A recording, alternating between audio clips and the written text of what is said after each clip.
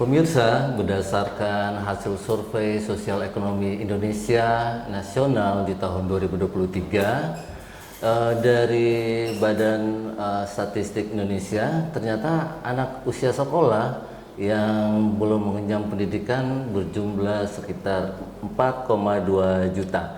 Nah, untuk berikutnya pemerintah berusaha untuk memberikan solusi melalui pendidikan sekolah rakyat atau SR dengan tujuan untuk meningkatkan kualitas dan menambah sumber daya manusia di Indonesia. Dan juga berharap kedepannya bisa merekrut anak-anak dari keluarga miskin maupun miskin ekstrim dengan harapan dapat memutuskan mata rantai kemiskinan dan juga menambah sumber daya manusia di Indonesia. Dan bagaimana dengan konsep sekolah rakyat yang ada di Kabupaten Tojo Una untuk saat ini di studio kita di CV Apa 7 sudah hadir bersama kita ada pejabat sekretaris daerah ya. Oke, ya. Silakan Pak memperkenalkan nama dan. Ya, nama saya Alfian Matajeng. Jabatan definitif adalah Asisten Pemerintahan dan Kesra Kabupaten Tojo Una yang saat ini dipercayakan oleh Pak Bupati Tojo sebagai pejabat sekretaris daerah untuk mengendalikan kegiatan-kegiatan pemerintahan baik di internal sekretariat daerah maupun perangkat daerah yang ada di lingkup pemerintah daerah Kabupaten Tojo Una. Oke, baik Pak, kita mau bertanya yang pertama ini, apa yang dimaksud dengan sekolah rakyat? Ya, kalau sekolah rakyat itu ada beberapa definisi yang kalau kita lihat di media sosial termasuk di Google, tapi pada prinsipnya sama bahwa sekolah rakyat itu adalah program pemerintah yang digagas untuk memberikan akses pendidikan kepada keluarga miskin. Siap. Untuk memutuskan mata rantai terhadap putus sekolah. Nah, sekolah rakyat ini pada prinsip gratis 100%. Dan satuan jenjang pendidikan yang akan di dalam kegiatan ini adalah SD, SMP, dan SMA sederajat. Pak, berarti untuk semua kalangan ya, yang penting dia dalam konotasi miskin. Iya, miskin Indonesia. Dalam kategori desil 1, desil 2. Siap, ya. Oke. Pak, mau tanya berikutnya, kalau untuk khususnya di Kabupaten Tojo Una untuk persiapan lahannya atau lokasi di mana itu? Kalau persiapan lahan lokasi yang sudah disediakan oleh pemerintah daerah Kabupaten Tojo Una itu di Desa Betaua. Siap, lokasi. Jadi sebelum kita menetapkan Desa Betaua sebagai lokasi sekolah rakyat ini, pemerintah daerah Kabupaten Tojo melalui timnya itu dipimpin langsung oleh Pak Bupati dan hadir juga Wakil Bupati melakukan survei lahan-lahan yang ada di Kabupaten Tojo Una untuk persiapan sekolah rakyat. Namun setelah hasil kesimpulan dari tim tadi yang dipimpin oleh Pak Bupati dengan Ibu Wabub, maka sekolah itu lokasinya yang layak ditetapkan itu di Desa Betaua, Kecamatan Tojo. Itu luas lahannya kurang lebih 10 hektar. Siap. 10 hektar. Dan lahan itu saat ini masih dalam proses untuk pembebasan. Dan masyarakat yang ada di sana sudah bersedia dan mengikhlaskan lokasinya diperuntukkan untuk sekolah rakyat kurang lebih 10 hektar tadi. Oke Pak, kalau mulai dari survei terus lokasinya sudah ditentukan itu mulai kapan itu untuk beroperasi Pak? Kalau beroperasinya ini kan sesuai dengan informasi kemarin bahwa kita akan memulai tahun ajaran itu 2026-2027. Oke. Ya, karena di tahun 2025 ini dalam proses pembebasan lahan sampai pada pengsertifikatan, karena proses ini juga cukup lumayan membutuhkan waktu, karena kewenangan 10 hektar itu atau kewenangan di atas 5 hektar itu adalah kewenangan provinsi. Siap. Nah, kalau dia kewenangan kabupaten itu di bawah 5 hektar oleh bupati, termasuk Badan Pertanahan Kabupaten Tojo Una. Karena ini di atas 5 hektar, maka prosesnya kita harus mengajukan ke gubernur dulu. Prosesnya untuk mendapatkan legitimasi terkait dengan itu, sehingga nanti terakhir akan ditetapkan luas wilayah, itu prosesnya. Nah, sehingga dengan perjalanan waktu ini, kemudian proses pembangunan juga, itu tentunya membutuhkan waktu, dan diperkirakan insya Allah 2026, tahun ajaran 2026-27, maka insya Allah kita sudah memulai tahun ajaran baru. Siap. Pak, untuk Sekolah Rakyat ini, program Sekolah Rakyat dari Bapak Presiden untuk di Kabupaten Tojo Una ini, OPD mana saja yang terlibat, Pak? Kalau perangkat daerah yang terlibat di dalam proses penyiapan lahan sampai pada pensertifikatan serta penerimaan siswa baru, itu dari Baperinda, kemudian Dinas Sosial sebagai leading sektor terkait dengan kegiatan program SR-nya ini dari Kementerian Sosial, kemudian PUPR, kemudian Dinas Pendidikan,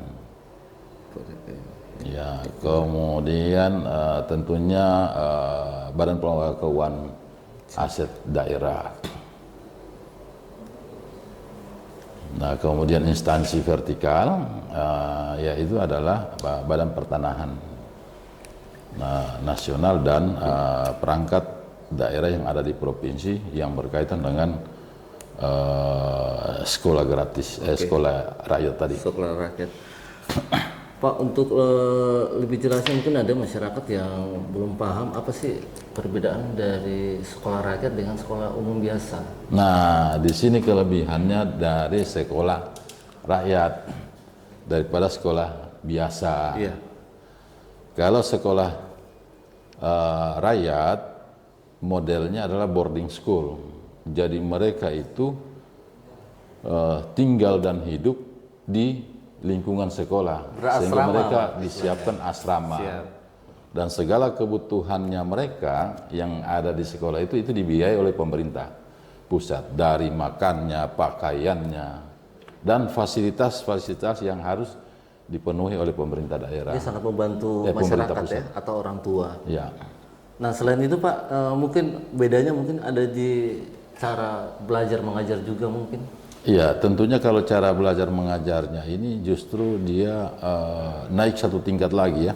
Karena waktu lebih banyak di situ. Ya, karena pola alat yang mereka gunakan ini semua serba teknologi. Iya. Serba teknologi. Jadi mungkin kapur sudah tidak ada.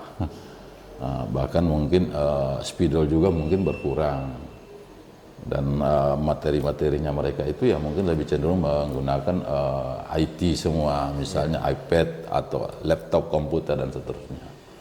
Ini sangat membantu, dan ini nantinya insya Allah kedepannya bisa menambah sumber daya dari mereka juga ya. Iya, karena memang program ini harapannya di pemerintahan Prabowo bahwa bagaimana anak-anak yang berasal dari keluarga miskin ya ketika bersekolah ini di sini dan mereka mendapatkan akses layanan pendidikan lagi setelah tamat dari SMA.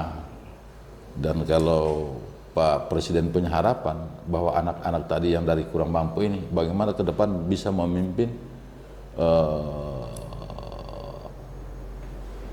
memimpin di berbagai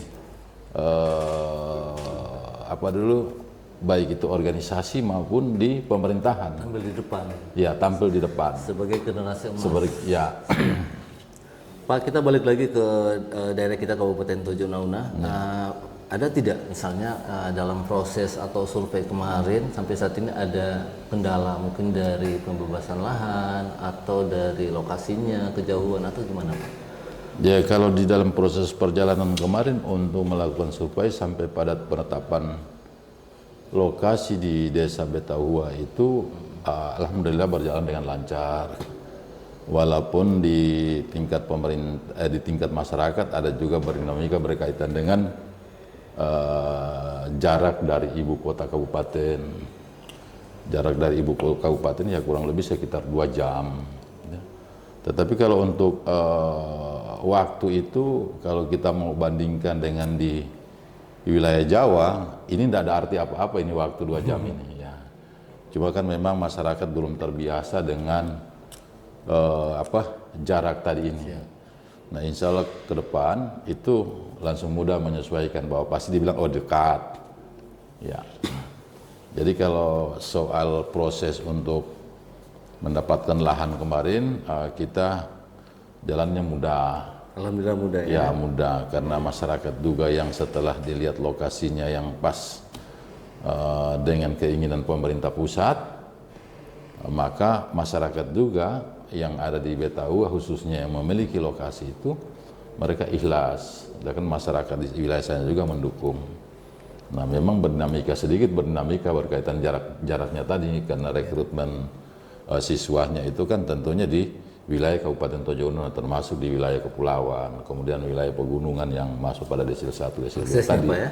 Ya, tapi akses ini tidak menjadi masalah, saya pikir nanti juga lambat laun kita juga pemerintah pasti transportasi ini akan lancar. Pak, ini program Sekolah Rakyat ini kan merupakan program dari Bapak Presiden. Ya. Nah, dan juga ini kayaknya merupakan program yang baru pertama kali dilaksanakan, dan kita berharap kedepannya nanti di Kabupaten Tojo Una tidak ada hambatan dan juga direspon secara positif sama masyarakat ya. Nah, ada kriteria tidak selain keluarga miskin, ada kriteria yang lain lagi yang dibutuhkan orang tua atau anak untuk masuk di pendidikan sekolah rakyat, Pak? Mungkin ada syarat-syarat yang lain lagi? Kalau untuk saat sekarang ini kan yang dalam penentuan pihak pemerintah pusat itu kan masyarakat yang masuk di dalam desil 1, desil 2. Jadi itu untuk sementara, desil 1, desil 2. Kalau desil 1 dan desil 2 saya kira persyaratannya sudah jelas, ya. Karena selama ini desil 1, desil 2 itu sudah jelas persyaratannya apa menjadi desil 1, kemudian desil 2 apa. Nah, ini yang apa dulu yang menjadi sasaran utama daripada program sekolah rakyat yang dicanangkan oleh Pak Prabowo di masa pemerintahannya ini. Pak, boleh kita lanjut lagi? Iya. Kita tadi bicarakan terkait program, lokasi, dan juga sasarannya kemana. Boleh tidak? Misalnya mungkin kedepannya itu bagaimana cara merekrut pengajar? Mungkin pengajar yang sudah ada atau mungkin direkrut yang baru lagi? Karena ini mengingat dia boarding school, Pak ya. Tanggung jawabnya lebih besar. Ya. Jadi kalau bicara rekrutmen siswa ya, kita mulai dari rekrutmen siswa. Rekrutmen siswa itu dari pihak Kementerian Sosial itu sudah mengarahkan ke jaringannya ke bawah. Lewat juga dinas sosial yang ada di kabupaten, kota maupun provinsi. Nah, mereka ini punya mitra yang namanya pendamping PKH. Ya, pendamping PKH. Jadi pendamping PKH ini yang ada di kabupaten kota, khususnya Tojo Una, mereka ini yang melakukan pendataan berkaitan dengan data desil 1, desil 2 yang berpotensi anaknya bersekolah di sekolah rakyat. Nah, dari proses perjalanan ini ya nanti itu yang akan ditetapkan sebagai siswa lewat proses seleksi ya. Kemarin ada proses seleksi juga. Nanti tahap ya? Ya, pada tahapan itu ada proses seleksi. Jadi walaupun misalnya mereka masuk desil 1 dan desil 2, setelah ini didata, kemudian dilakukan juga proses seleksi. Nah, hasil proses seleksi itu maka itulah yang akan ditetapkan menjadi peserta didik satuan pendidikan SD, SMP, dan SMA. Kemudian berkaitan dengan rekrutmen guru, berkaitan dengan tenaga pengajar. Proses rekrutmen itu yang pertama adalah pemerintah daerah membantu pemerintah pusat bagaimana melakukan rekrutmen itu. Karena rekrutmen juga ini ada tim di pemerintah pusat itu untuk bagaimana merekrutkan tenaga pendidik dan tenaga kependidikan. Nah, seperti itu. Jadi karena kemarin kita berpikir begini, kalau berkaitan dengan jenjang satuan pendidikan SD, SMP itu menjadi kewenangan kabupaten. ketika satuan pendidikan SMA menjadi kewenangan provinsi. Siap. Jadi membagi kewenangan, tetapi tidak seperti apa yang kita maksud tadi itu. Ada yang melihat kewenangan tadi. Nah, ternyata untuk sekolah rakyat itu semua diambil alih oleh pemerintah pusat untuk rekrutmen termasuk siswa, ya, muridnya, ya, dengan tenaga pendidik dan kependidikannya. Jadi tenaga pendidik adalah gurunya.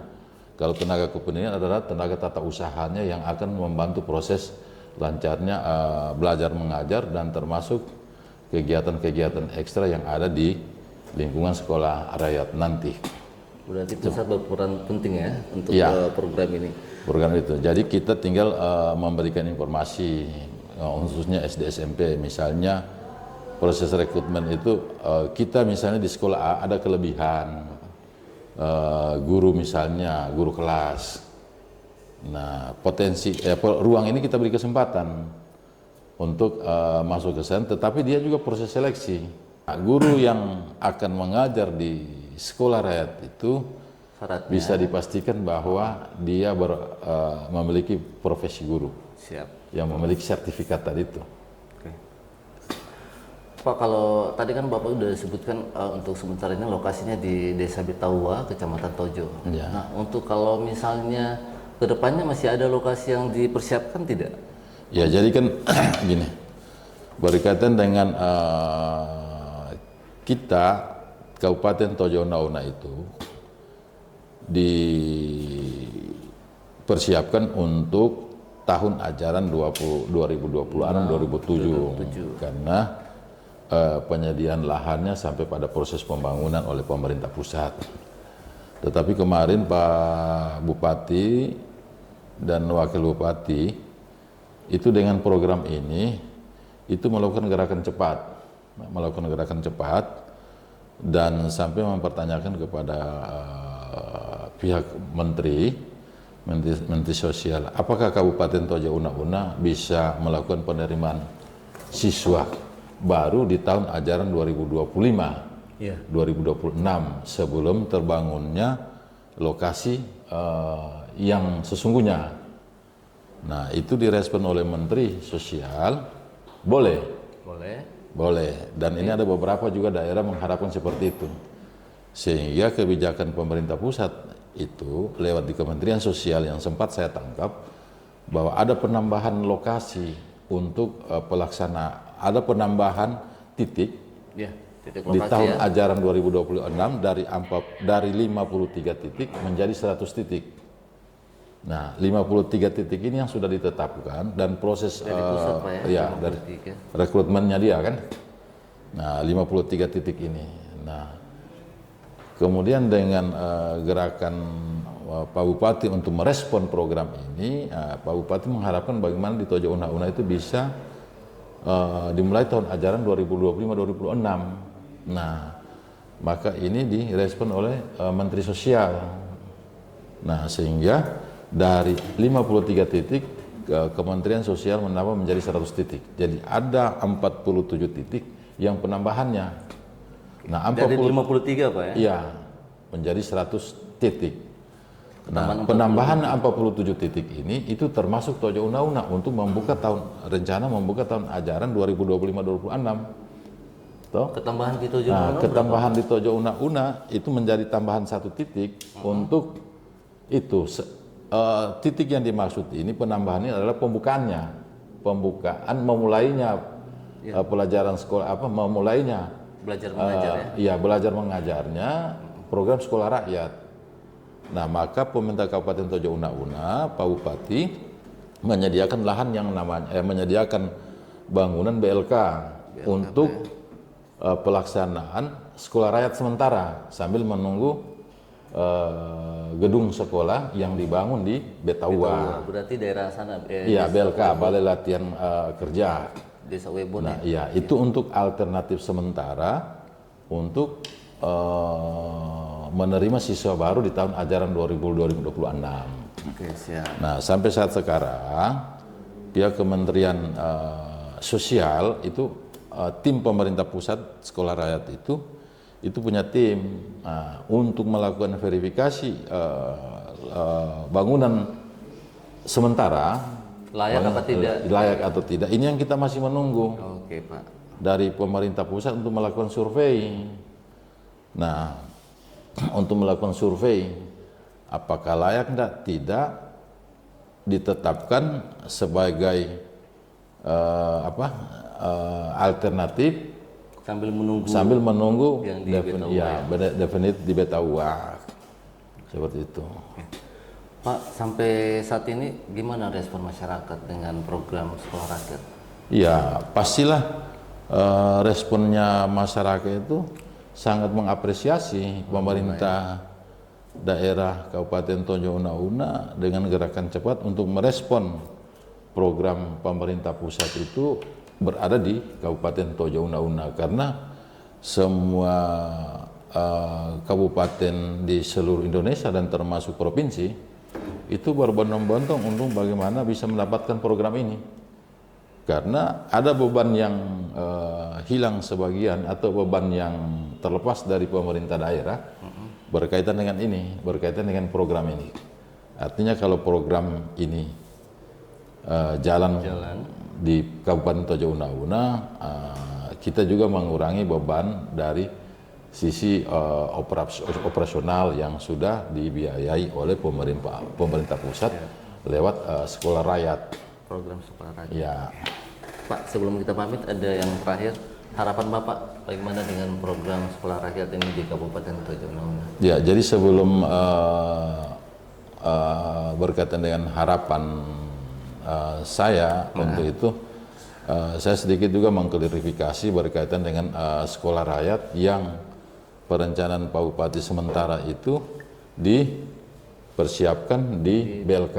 Nah, ada informasi dan berdinamika di masyarakat bahwa pemerintah daerah Kabupaten Tojo Una melakukan alih fungsi BLK ke sekolah rakyat. Yang tadinya balai latihan. Balai latihan kerja dialihfungsikan. Ini tidak dialihfungsikan. Jadi penegasannya adalah ini tidak dialihfungsikan. Tetapi ini hanya digunakan sementara. Perencanaannya ya. Digunakan sementara oleh pemerintah daerah sambil menunggu pembangunan selesai yang akan dikerjakan oleh pemerintah pusat melalui Kementerian Sosial yang di Beta UA. Jadi ini hanya untuk sementara saja. Karena gerakannya Pak Bupati mau cepat harus ada penerimaan di tahun 2025 ini. Nah, oleh karena itu kami sangat berharap sekali pemerintah pusat lewat Kementerian Sosial yang menjadi leading sector dari program ini untuk menetapkan tahun ajaran 2025-2026 itu Tojo Una sudah jalan. Oleh karena itu pemerintah daerah sangat mengharapkan ada penetapan dari pemerintah pusat tahun ajaran 2025-2026 ini Kabupaten Tojo Una sudah jalan.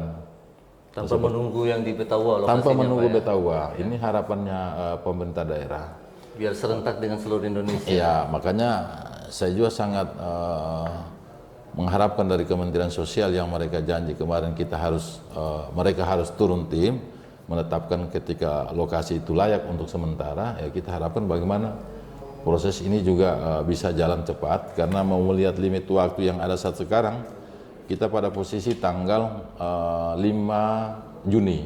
5 Juni. Nah, kalau 5 Juni dengan limit waktu yang tersedia tahun ajaran baru itu selalu di bulan Juli. Jadi kita masih punya waktu itu 1 bulan. Ya. 1 bulan ini apakah pihak pemerintah pusat, pihak pemerintah bisa merampungkan semua proses yang ada di Tojo Una, baik rekrutmen peserta didiknya maupun rekrutmen tenaga pendidik dan tenaga kependidikannya. Sehingga kita bisa beroperasi di tahun 2020 di bulan Juli 2025. Nah iya, ini yang juga masih kita bertanya-tanya dan membangun komunikasi berkaitan dengan itu bagaimana di tahun 2025 kita sudah memulai. Karena Pak Bupati juga dengan gerakan-gerakan yang dia lakukan ini sangat mengharapkan bahwa pemerintah pusat itu juga menitipkan amanat di tahun 2025 ini pemerintah Kabupaten Tojo Una sudah memulai tahun ajaran itu. Nah, ini juga yang masih kita bangun komunikasi seperti itu, karena memang Pak Bupati sangat berharap berkaitan dengan program ini sudah bisa jalan di tahun 2025-2026 tahun ajaran baru, saya maksudnya 2025-2026. Amin. Ya. Jadi demikian bincang-bincang kita bersama dengan penjabat sekretaris daerah. Terima kasih Pak waktunya. Ya. Kita berharap kedepannya nanti masyarakat, baik masyarakat, semua kalangan bisa merespon dan juga mendukung apapun yang diprogramkan atau yang dikerjakan sama pemerintah. Karena balik lagi semuanya untuk masyarakat Ya. dan juga untuk generasi kita, generasi emas. Insya Allah kedepannya Kabupaten Tojo Noruna bisa juga bersamaan programnya dengan daerah lain tanpa terkecuali, dan kita mohon doanya dari masyarakat mudah-mudahan program ini berjalan dengan baik dan juga tanpa hambatan ke depannya. Insya Allah. Terima kasih Pak. Terima kasih. Kita mengucapkan wassalamualaikum warahmatullahi wabarakatuh. Kita pamit, saya Yudhistira dan Alfian Matajeng. dari studio CVA 7, asik didengar, mudah diingat dan jelas suaranya.